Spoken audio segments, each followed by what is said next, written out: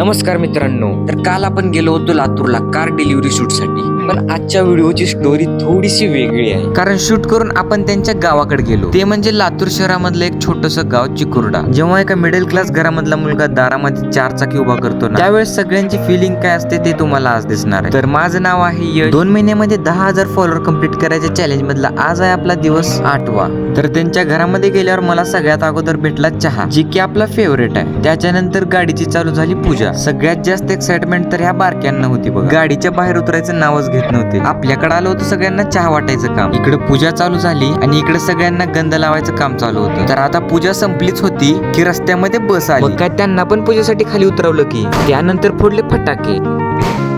सगळ्यांनी पोट भरून पेढे खाल्ले. ऍट द एंड सगळेच खुश होते.